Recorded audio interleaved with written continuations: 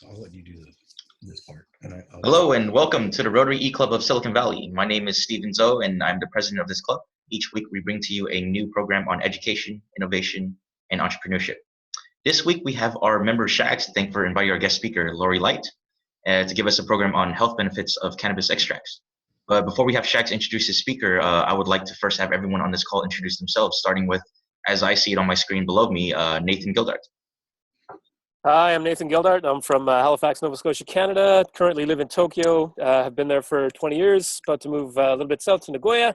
Hello to all our Rotary members, and thank you for joining us, Laurie. Awesome. Thank you, Nate. And then right below Nate, I see Mitty Chang. Mitty Chang, please introduce yourself. Hi, everyone. My name is Mitty Chang. I'm the immediate past president for this club. I live in the San Jose area in California in the Silicon Valley, and I'm a web designer by trade. And Laurie, thank you for joining us. I'm excited to hear from you. Awesome. Thank you, Mitty. And I'm going to skip Shags because I'm going to let Shags introduce him when he introduces Laurie. So right next to Shags is Chris Crockane. Hi, I'm Chris Cochran. I'm in the Thousand Islands, Canada. That's halfway between Toronto and Montreal on the St. Lawrence River. I'm a media producer and looking forward to hearing from our speaker today. Thank you very much. Awesome. Yeah, Thank you, Chris. You've got medical up there. And right above Chris, we have Cecilia Babkirk. And am I unmuted there? Hi, I'm Cecilia Babkirk, and I'm the most recently inducted member of this club as of Sunday, but a longtime Rotarian. So want to welcome you to the program. I'm looking forward to hearing what you have to say. Thank you. Awesome. Thank you, Cecilia. And right above Cecilia, we have Roger Plested. Yes, I'm Roger Plested, and I'm from Kamloops, British Columbia, which is about a 4-hour drive northeast of Vancouver in the interior of British Columbia. I am a lawyer, and I deal mostly with senior citizens dealing with wills and estates and incapacity issues. Thank you so much, Roger. And then finally, we'll let Shags introduce himself and then introduce our speaker. Did Mitty go? Mitty went, yes. Must have not paid attention. I'm Stephen Chagrin, better known as Shags. I am a money coach and coach trainer. Don't work with people's money. I work with people's brains around their money. And I also do retirement counseling, lifestyle counseling for people who approach retirement and the money may be taken care of, but they have no idea what they're going to be doing with their time. I dabble in all sorts of things. Many of you know I'm also a home cook with Josephine.com. And one of the pastimes that I had come across was Octavia Wellness. There was a posting somewhere. They were seeking, actually it was Viva. It was Viva, and they're out of San Francisco. That's how Laurie and I originally met. And this was a home delivery, home consultation company around medicinal cannabis. And I had so many aches and pains years ago that I tried some things at this recommendation of my daughter. And you know, it's very different from when I was younger, her age, and it was much more recreational. I was amazed. And a lot of my aches and pains are well managed with this. And I just thought it would be a great program to have, particularly since much of the cohort of Rotary is like me. When I joined, I was your age, Stephen, but now 30 some years later, here's where we are. And this is something that's available in many states. Of course, we're in California. Several of you are in Canada, and I know you've got a medical marijuana program that's available through, I've been reading about it on benefits. At any rate, it's some great information to share. So I will let Laurie introduce herself as part of her presentation and just jump right into it. So let me share the screen. And I'm going to stop the video here so we don't have any distractions. And whoop, Yeah. How do we get to there? We need to be at the front. There we go. Okay, so Laurie, you've got the All right, great. Well, welcome and thank you for this opportunity to present to you today. I am a wellness consultant. My name is Laurie Light, and I'm a wellness consultant and the program client care director for Octavia Wellness, which, as Shags has said, is a San Francisco-based cannabis sales and consulting company. I received my industry training at a company or an organization called Oaksterdam University in Oakland, California, and through a medical cannabis for nurses curriculum. Though I'm not a medical provider, I am a knowledgeable cannabis educator and work alongside many locally trained medical professionals. Shags has so gracefully invited me to talk with you today. Some of you may be familiar with cannabis, while others, this may be a first-time introduction. So hopefully today I can help you understand what it is and how it's being used. So let's get started. First, a little science. Cannabis works so well on a broad range of symptoms because we all have a system called the endocannabinoid system. This pervasive regulatory system was discovered in the mid-1990s by an Israeli researcher named Raphael Mechoulam. The endocannabinoid system, or ECS as I'll abbreviate today, is a physiological system that governs cellular balance throughout your entire body. This system gives your body the capacity to respond to disease, illness, and injury. Its main purpose is homeostasis. The ECS regulates many things, including mood, appetite, memory, pain perception, sleep information, and many of those other items listed there. We know that we can target our endocannabinoid system and help prevent deficiencies in this system through the use of the cannabis plant.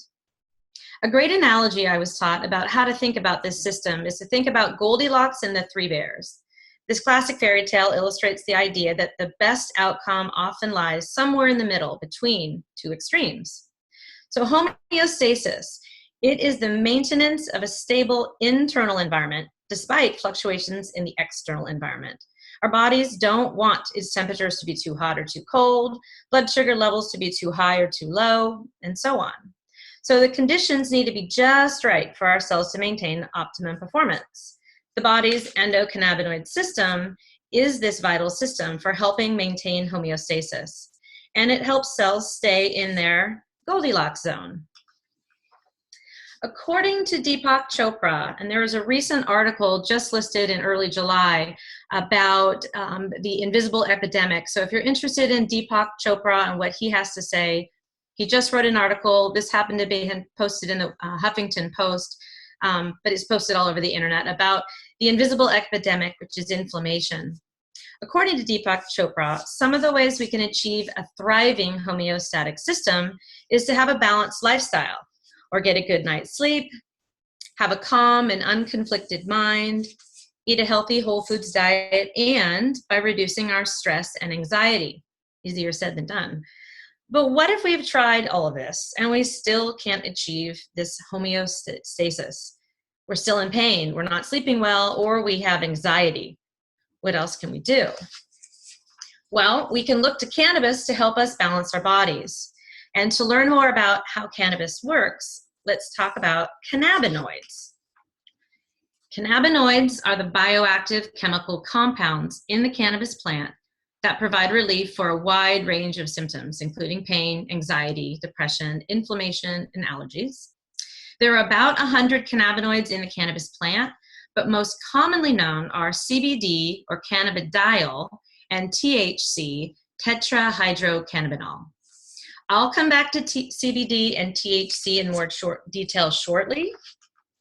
But for now, I can continue to tell you that these cannabinoids work in our bodies with our own cannabinoid receptors called endocannabinoid receptors. And we have them all throughout our body. They're present in our skin, in our organs, including our brain, except the brainstem, and this is an important note. They're found in connective tissues, glands, and even in our immune cells. But guess what? Humans are not the only ones with an endocannabinoid system. Cannabinoid receptors have been found in mammals such as dogs, cats, horses, even birds and reptiles and fish. Many animals, however, are sensitive to cannabis. So one thing to keep in mind is if you have a sick pet or a dog that gets really nervous around the holidays and you want to calm their stress, is to only give them pet products that are specially formulated for pets. They don't do well on human cannabis products. One of the top two most talked about cannabinoids in cannabis is CBD, or cannabidiol. CBD has been used successfully to help many people reduce anxiety. It's been used successfully to help many people reduce anxiety, but it's not always taken in the form that we might think. It can be made into an oil or food-grade alcohol tincture, which is a liquid taken under the tongue. It can be made into a food edible product. It can be reduced to a concentrate and smoked via vaporizer, or it can also be made into a soft gel capsule and taken just like any other vitamin you might take. This picture shows a CBD tincture bottle. CBD has been helpful for people with neuropathic pain, such as cancer-induced peripheral neuropathy. I had quite a few patients who have come to me with that condition, and it's working very well for them. We support the use of CBD-rich formulations that are made from a whole plant extract. When cannabis medicine is made from whole plant extracts, all of the original plant's compounds, the cannabinoids, the flavonoids, the amino acids, and terpenes, which are the essential oils of the plant, interact synergistically and create what scientists call the entourage effect. The whole plant is greater than the sum of its parts. So CBD is also well known for its calming effects. It can not produce a high effect, which makes it a great anti-anxiety option. I like to say one way to remember what CBD is good for, since we're teaching you all kinds of new words, is to remember that the C in cannabidiol or CBD can represent the word calm. THC often gets a bad rap when it comes to cannabis. Most of us have heard of THC when we've talked about marijuana or medical marijuana. And yes, it can make a person feel altered, high, or euphoric in large amounts.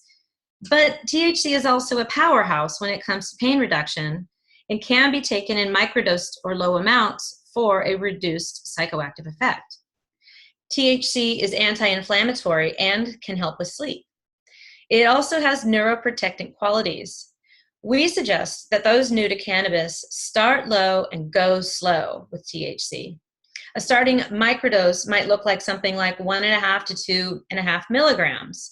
That would be a smart choice for those who want to avoid the psychoactive effect, yet start to begin to experience what those pain-relieving qualities might feel like. In the early 1990s, the neurotransmitter in our bodies called anandamide was discovered. Appearing to produce a heightened sense of joy and happiness, anandamide has been called the bliss molecule. But it turns out that anandamide works very much like THC and is responsible for much more than just happiness. It can play important roles in our memory, motivation, movement, pain, appetite, and even potentially inhibiting cancer cell proliferation. When our bodies don't make enough anandamide, or we have an endocannabinoid deficiency, we can supplement by taking cannabis products like CBD and THC-rich medicines. This next slide talks about the acid cannabinoids, THCA and CBDA. These compounds are beginning to demonstrate immense therapeutic potential despite their infancy in research. THCA and CBDA have very different properties than their similar sounding cannabinoids. These acid cannabinoids are actually non-psychoactive and are found in raw and live cannabis. Because there's no euphoric effect, they can be taken any time of day, making them a popular choice for pain, inflammation, and anti-nausea relief. To remember how these acid cannabinoids are not psychoactive, if you see them in a product, you can say to yourself that they are A-okay. It's kind of hokey, but they don't produce a high effect. So if you see that A, it's not THC that makes a person feel altered, it's THCA, and that is A-okay. This last cannabinoid I'm going to tell you about is called CBN, or cannabinol. CBN is a compound best known for its sedative qualities. CBN products can help a person to get deep, uninterrupted sleep. I personally can vouch for that. CBN has been working very well for people looking for a good night's sleep without the next day hangover effect that some pharmaceutical drugs can have. And since I like to have memory for things, if you want to remember what CBN is good for, you can remember that the N in CBN is for nighttime. So let's go over the top 4 health conditions that we see clients for at Octavia Wellness. I'm going to share several client testimonials also based on these 4 conditions to help you understand kind of what a daily routine might look like. So we're going to cover insomnia, anxiety, pain, and gastrointestinal issues. This first client, her name, I've of course changed the names, but Sally was 45 and had insomnia. She'd been suffering for years and had been prescribed Ambien, but worried about addiction because she started to read some bad press about it. She occasionally took an over-the-counter sleep medication, but that made her feel hungover in the next morning. And if she didn't get to sleep until, say, 2 a.m., it was too late to take the Unisom because she'd feel terrible in the morning. We started her off by taking a half a dropper of the CBN sublingual tincture under her tongue about an hour before her bedtime. Within just 1 week of regular use, she began sleeping through the night with no side effects. So she's able to still get a good night's sleep, but the most interesting thing is her body is actually regulated so that she doesn't need to take it every night. There is no addictive quality to it that's making her take it to now become, addicted to or reliant on this product. Her body is regulated with regular use, and now she just doesn't need it every night. And that's common. We hear that from our clients all the time. Another condition, Marianne, who is a little older, she's 73, she suffers from anxiety. She's been being treated with Xanax 3 times a day and at night for the last 3+ years, seeing a psychologist and a psychiatrist trying to reduce her anxiety, but she was finding that her lifestyle changes just weren't enough. And the Xanax, strangely enough, the side effect for Xanax when it was wearing off was actually producing more anxiety. So we started Marianne by taking 1/4 of a dropper of a high CBD product called a 20-to-1, 3 times a day. We slowly increased that dose up until she was taking 1 full dropper once in the morning and once later in the afternoon. After a couple weeks of use, she was able to reduce her Xanax morning dose by 10% and eliminated her 4 p.m. dose completely. At this time, her anxiety is managed, and she's taking about 1/2 dropper in the morning and 1/2 dropper in the afternoon. She's still continuing to work with a nurse as well as with me to decrease her Xanax at a slow recommended rate, as well as now looking at changing her sleep medication so that she can stop taking the Xanax at bedtime and reduce the sleep medication.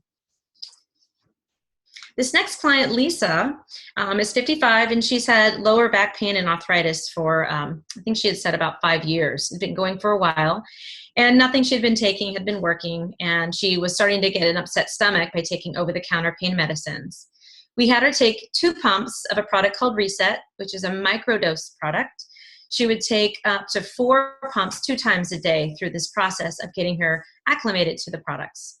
She also would apply a non-psychoactive topical cream and spray to her back area and her hands.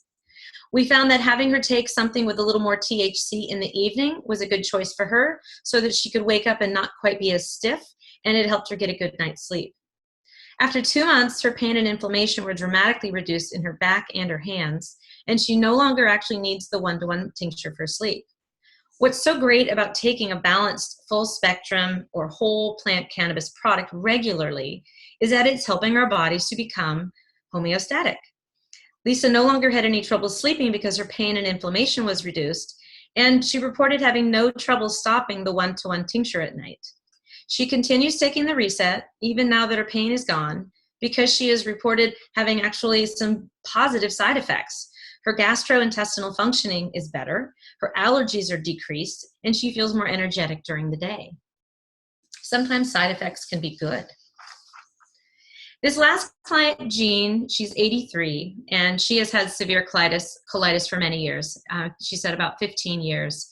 She was taking a pharmaceutical drug called Aprizo 4 times a day, and she said that cost her about $300 a month. Very expensive. So we had her starting to take 2 sprays at bedtime of the same product as Lisa, which is a microdose product under her tongue at bedtime. She was able to reduce her Aprizo medication to just 3 doses over a 2-day period, saving her money. She's managed her colitis at this time with 3 sprays of Reset at bedtime, and as that reduced Aprizo, she's also now reduced her costs for medication. She's a great example of someone who was spending a lot of money out of pocket on healthcare, yet wasn't experiencing greater health. She's been able to reduce her monthly medication costs and manage her colitis. She's just an absolute joy to talk to, and is one of my most favorite clients. She's the most dramatic change I've seen through this whole process working with Octavia Wellness. And she's living a much better quality of life these days. I'm going to take a sip of water here. The next slide is one of our most popular public figures, Dr. Sanjay Gupta. I like this slide because he has acknowledged that cannabis, or he is calling it here, marijuana, is medicine. And this is big for a doctor to publicly make a statement about. So for the past 8 decades, we've been convinced by our government through propaganda that this is not true. But current research and science says otherwise. Important to note, as this slide indicates, is that every 19 minutes, somebody dies of a prescription drug overdose. And it doesn't happen with marijuana. Dr. Sanjay Gupta has a documentary on CNN that shares his journey learning about medical marijuana. We prefer the term cannabis, but he's an advocate, so I guess that's okay. But what you can take away from this slide is that cannabis does not have the potential to shut down a person's respiratory system. As I mentioned in an earlier slide, there are no cannabis receptors in our brainstem. So you cannot actually have death caused directly from cannabis intake because there are no receptors in our brainstem. And this is of vital importance to understand because it doesn't have the ability of solely causing death. You can't just say that about many other pharmaceutical pain medications. So this is big for him to come out publicly and announce that. This next slide shows you a couple different pictures of what you can expect are today's gateways to cannabis. They're often how our clients are first introduced to cannabis products. Because there is no high effect to any of these three products, it is a great way for people new to cannabis to explore their therapeutic effects. Topicals won't get you high because they can't breach the blood-brain barrier through your skin, and they're great for treating localized pain. So in this picture, I've got a picture of Octavia's Discomfort Relief Spray. It's good for localized pain, allergies, and can help manage migraine pain. Some of us actually take that and spray it on the back of our necks or rub it into the sides of our temples. I actually have sprayed that directly into my face as a light mist in the evening, and it helps with the allergies that I have from pets being in my room. The next picture is of a relief cream, and that is also good for localized pain, also good for bruises and inflammation from those bruises. And the third item is a really interesting product. It's a topical bath soak. So if you took 3 scoops of a essential oil, cannabis essential oil, infused Epsom salt, and mixed it with generic Epsom salt, you can create a 30-minute bathtub soaking in these cannabinoids and getting inflammation and pain relief. Patients and clients report reduced pain effect from conditions such as fibromyalgia, which we know is an all-over pain, all over body pain if they've been exercising. And it can also be very helpful to extract toxins from chemo and radiation. I have some clients that are going through chemo right now, and they have found that if they soak their foot where they're having any sort of neuropathy, or if they soak in a bathtub with the soak, they are able to reduce their pain and feel more comfortable. Plus, it's just really a nice, relaxing way to end the day. This next slide shows some of the top-selling products. What I'd like to ask is, do these look like the marijuana products of yesteryear? Not really. Notice there aren't any green bud or flowers in this picture. It's because those kinds of products are not necessarily what today's consumers want. They're interested in low-dose edibles like these Satori brand dark chocolate blueberries. Those can be taken for someone who might need the added pain benefit or a longer lasting pain benefit. But these particular edibles are popular because they contain a very low amount of THC per blueberry, making them less psychoactive than many other edible products. Tinctures, shown here in the top right corner, may be either oil or alcohol-based and are made with concentrated cannabis oil. Tinctures are taken under the tongue sublingually, and the effects can come on in as quickly as 15 to 20 minutes if they are absorbed through our sublingual cavity. Many of these come in non-psychoactive preparations. And cannabis oil vaporizers, they're not the same as today's tobacco vaporizers. Those often contain synthetic or harmful ingredients, such as propylene glycol, which are not meant to be inhaled. The vendors we are working with, and the ones that I would suggest if you were to look into this type of a product, make sure that they are coming from a product that is as organic as possible, preferably sun-grown. In California, we have the pleasure of being able to grow in the sun organic products, and these particular devices actually provide a measured dose. So people are able to get a low dose and have an immediate effect of an inhaler, which can be a safer choice. So in California, this is different, of course, many of you are in Canada. In California, until January 2018, people who wish to use medical cannabis need to have a special recommendation through a medical provider and have a California valid ID. Not all medical providers offer this service, but we do encourage you to talk to your primary care physicians about cannabis if you're interested. And in Canada, I know the laws are different, so it's something that you too can bring up with your doctors if you're interested. What we do here in California as wellness consultants is we help people get a medical recommendation. There's online, just like we're doing here with the camera, we can do online teleconferences with trained professionals, or you could meet with a doctor in the privacy of your own home. But what we like to do is actually teach our clients how to safely consume the product. And often they can take products for their pain or their conditions and not have any high effect at all. I've given you a lot of information today, and I'm sure you have a lot of questions. I can answer general questions that you might have, and especially questions about the topics that I've covered, whether that be insomnia or anxiety, allergies or pain. If you are interested in having a more detailed discussion, Shags and I's telephone number are listed here for you, and we're happy to, answer any more detailed questions that you may have about loved ones or for your own interest. I would say we're happy to recommend a local doctor or nurse, but not many of you are as local as we are. But I'd like to open up the call to questions at this time. I'm back. Perfect. Thank you, Laurie. That was awesome. Another thing is you can actually come back throughout the week to look at people's comments. So if they have any questions, they can also leave it under the comment section. You can just reply to them directly as well. Okay. And I can just mirror some of the things that Laurie has said about her patients and the relief that they're getting. I work with a number of women. I feel like Better Call Saul. I'm going out to Rossmore, meeting with the older women.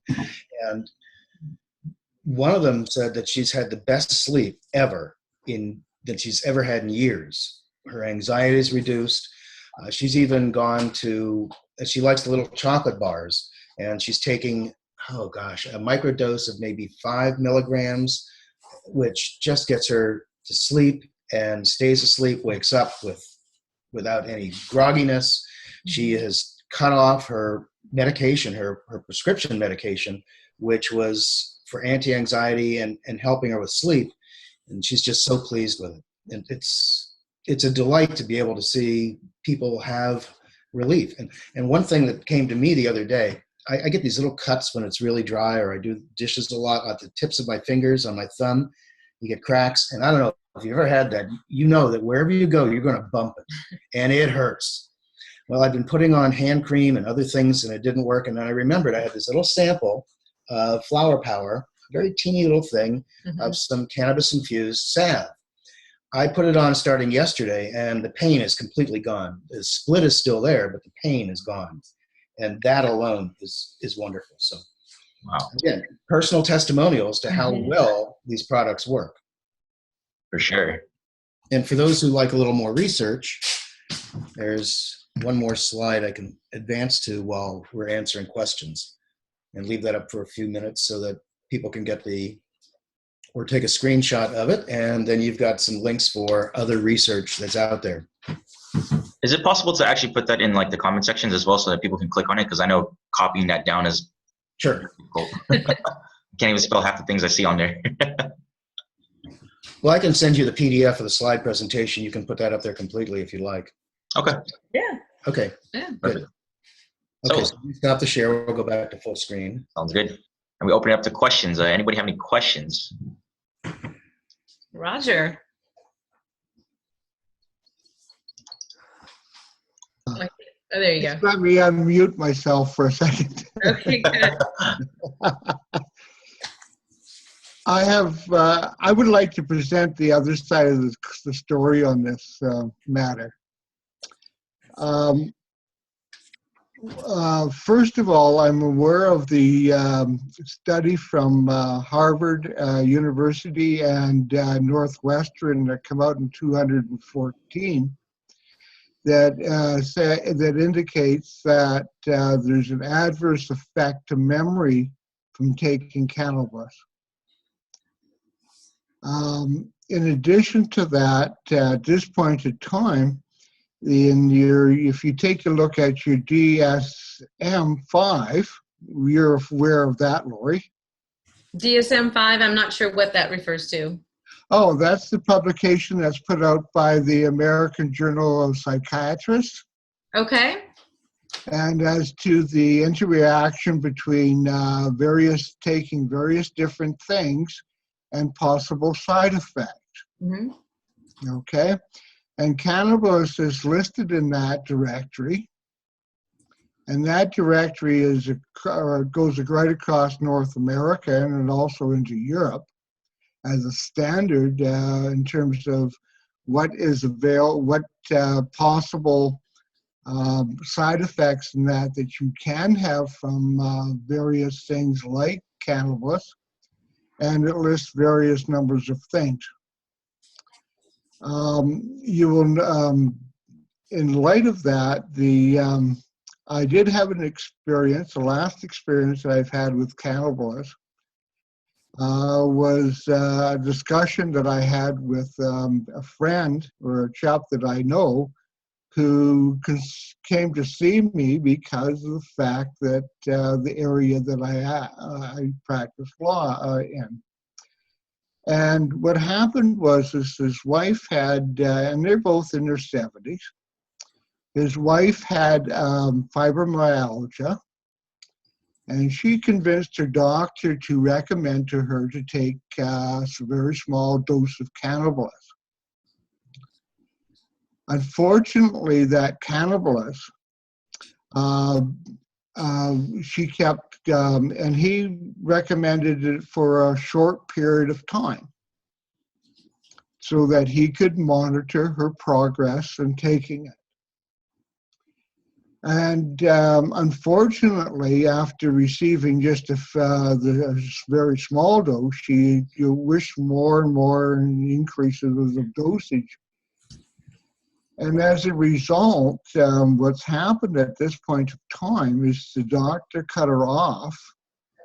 So she went to a different doctor to become, to be prepared to prescribe to her. At this point in time, one of the things which has happened is she's become extremely depressed. Her quality of life has gone down to where she's basically not functioning. Not only as a wife, but she's her avenues of outside in terms of her friends, in terms of her societies that she belonged to. She is retreated into herself and into her house.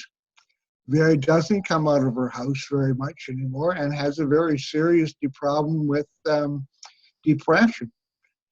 And on these things, you have to realize is that there are these side effects. And the best test to see if whether or not somebody is addicted to these things is whether or not they can go off of them. And whether or not when they go off of them, whether or not they have any adverse effects from having to go off of these substances. Mm-hmm. And one of the things that I've noted about seniors, and particularly women, they have a unique set of difficulties, particularly as they age, because, for instance, their husbands is usually passed before they have. A lot of their friends have as well. They have great deals with, just to give you one example, things like loneliness. They become very self-instructed. And they're very open to abuse because of a lot of these things. A quick thing to say, just to add, I mean, I just want to be able to be mindful of other people's time, just so we can have other questions answered. But I guess what I'm trying to get at is, what was the main question was you're asking, what are the adverse effects of marijuana? Is that correct, or? Well, I'm trying to say to you is that it would appear that Laurie's a nice person, don't get me wrong, but probably the question that I'm going to ask is, it seems that she works for this one company which sells this product, and she also gets paid by the people who who take these as a consultant, and that places me in a question here where there's a very high risk area of abuse, and that I'm quite concerned about that, and I would like for her to respond to. Sure. Can I have a chance? Okay. The DSM-5, I haven't worked with very many psychiatrists, that's for sure. I'm working with one psychiatrist right now with a client that has bipolar. I'm not a medical professional, and I never tell anyone that I am. I'm skilled in the knowledge of how the cannabis works in our body. I don't take a salary. I make a small percentage off the products that I sell. I got involved in this industry because my mom had terminal cancer, and I was looking for alternatives. When she passed, and I went through her, this is just sidebar for you, but when I went through her medicine cabinet and found 15 different pharmaceuticals, we found that about 9 of those could have been replaced by taking cannabis, potentially. I'll never know. But what I have found in my family circle and my local circle of seniors is that they don't know that there might be another option. I have an aunt who no longer takes Vicodin for her pain and her arthritis. She takes a topical preparation, that's all. Because she has bipolar in her history, I don't get involved with that, and I don't offer her drugs that I don't think would be safe. With regards to the DSM-5 and the studies, there are thousands of studies in a repository called pubmed.org, and that's usually where I look to for a lot of the research that I use. And client testimonials, what clients are telling me is working, is a large part of the information that I'm able to share. But one thing that you need to make sure you're doing when you're looking at the studies, and I encourage you all to look at the studies and get the information for yourself. But if you're looking at plant isolate research, if you're looking for rat-based studied plant isolate research, somebody who's taking THC from the plant and chemically inducing a reaction out of an animal, it's not the same as a whole plant cannabis product. Individual isolates have a very different reaction than when you put the whole plant together. We do believe, because I do sell a product and I take a personal responsibility for that, we do believe that starting low and slow is important. And I agree, fibromyalgia is one of the worst diseases. I've worked with a couple different clients, and we've not been able to successfully find one thing or another that works 100% for anyone. Different varying applications have helped. But I agree with you in the sense of depression and onset. So pain as a chronic lifelong pain is depressing. And I work with a lot of people who are now in such a diseased state that, I might be able to help them just reduce a little bit of that pain. But I work along trained doctors and nurse practitioners. I actually have a client who, like I mentioned, is bipolar, who has a psychiatrist, nurse practitioner, myself, and the support of her family. So we are looking at creating sort of an integrative bridge by bringing the family and the medical professionals together. My job is to let you know that this exists, because I had found in my small world here in Northern California, people didn't know this was an option, and they didn't know how to take it. So they'd go to a dispensary and take some edible that some bud tender told them to take, get really, really high, and have a horrible experience and never come back to it again. So now we know that we can take a plant that is more of a CBD-rich plant, and we can ease them in and get their bodies working on different levels of cannabinoids. So that's really what I'm trying to do here. So I'm not a for-profit. I make a very small commission. I do this because I'm able to change people's lives. And as far as memory goes, I also encourage you to look that up. Right now, very popular in the media is a lot of football players that are coming out saying that they are demanding the use for CBD and THC post-recovery for workouts. And that is because, of course, in a football player's world, their heads are getting bashed around on a regular basis. Some of them have actually taken their life meaning they've taken their life so that their brain can be studied. They've made sure that their brain is intact, as awful as it is to say, so that their brains can be studied, because they're finding that there's neuroprotective qualities in THC and CBD. So as an isolate, again, very different study. When you're looking for studies, you want to be making sure that they're talking about actual whole plant cannabis studies, because the effects are very different. So hopefully I'm a little bit of answer there. Not to take a defense at all, because I appreciate the research that everyone does. Helps us gain a better understanding of what we can do with this. And while you were going on about that, Roger, I looked up DSM-5 categories and saw they're more concerned with the substance abuse of cannabis there, and it's targeted toward people that are taking higher and higher doses of higher potency. And as Laurie said, we are low dose, if any, or hardly any psychoactive effect. So we're not seeing the little old ladies getting hooked on the stones. They're on being stoned. It's just not part of the therapy. But many dispensaries and many companies are out to make a buck. Let's not kid ourselves either. It's a very big, booming, multi-billion-dollar business. So if you choose to try something like this and you choose to gain more information, qualify the people that you're talking to. Yeah. Like we're trying to qualify who we are and what we're doing. But I do not profess to have a medical background. I take the knowledge that I have, and when I have someone who's in a disease state, such as fibromyalgia or cancer or chemo, I work with a medical professional, and then I am able to sell them a product and monitor through follow-up, which unfortunately at this point nurses can't do. So until nurses can do what I'm doing, I'm sort of band-aiding the system so that people can understand it exists and have someone follow them along on their journey. Absolutely. And I think with all of our programs, like we're here to just educate people, right? We're not here to take a stand or anything. And it's just a good another perspective for a different, idea, right? But that being said, we have time for one more question. All right, Nate. Can I steal it? Yeah, absolutely. You're the one that raised his hand, so. All right, yay. Put yourself out there. Thanks again, Laurie. That was really interesting because I've read the odd study here and there in like magazines and things like that, but to have somebody that's really in the field, to give us this is pretty cool. I'm a middle school and high school social studies teacher, so my whole world is around kids. And a lot of things that I've read and things that your examples that you gave today were more with adults. So I'm kind of curious about probably laws and regulations. I know you'd probably be, talking from a Californian perspective, but I'm kind of curious, like what for minors, elementary, middle school, high school age kids, like how do they fit into this now? Is it legal to give or to? Well, okay. Some of these, these drugs to kids, and that I'm just kind of curious. So right now, there's actually no age limit. With a medical caregiver, like a parent, children can actually use CBD, the non-psychoactive.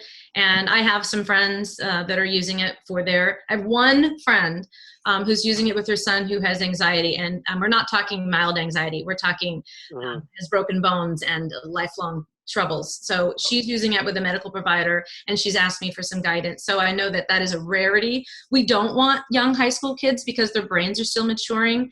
Based on the conversations that I've had with Kaiser doctors, who are not always big proponents even for adults, but the brain doesn't stop maturing until the age of about 25.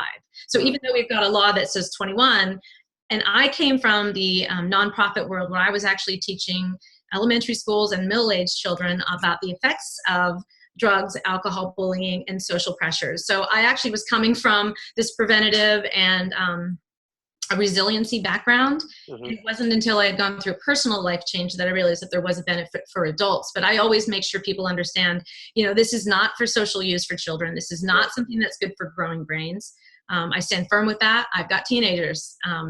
So in a situation where a doctor would agree that this would be something for a child with a severe health condition like epilepsy or seizures, or in the case of a friend of mine whose child's talked about suicide, that can be a very great way. But because the laws are changing, it's actually in our favor. Because having a dispensary where you've got a guard at the door and you have to show a card to get in the door, you have to have proof of being an adult, is going to keep it off the street, hopefully. Because now we don't have to have a dealer who doesn't care how old you are, schlepping it on the corner to someone like me who just wants to sleep better, or my mom who doesn't want to go to a dispensary. We now have a safe, reliable option that I hope, and I will continue to advocate for, will keep out of the hands of the children on the street. Thank you. Awesome. Thank you so much, Laurie. I really appreciate your time and really appreciate the program that you've given us. All right. It was awesome. And thank you everyone else on this call for giving us their time today. And what I'd like to do now is just let everyone know that if you have not done so already, please leave a comment. Any other questions that you want answered, feel free to either reach out to them with the phone call, that phone number that they provided, or put it under the comment section. But I'll make sure that Laurie gets the comments, and she can easily check the comments in her meeting process as well. But until then, I'll see you guys next week, and thank you all for joining us today. Take care. Thank you. Have a good one. Thank Bye. you. Thank you.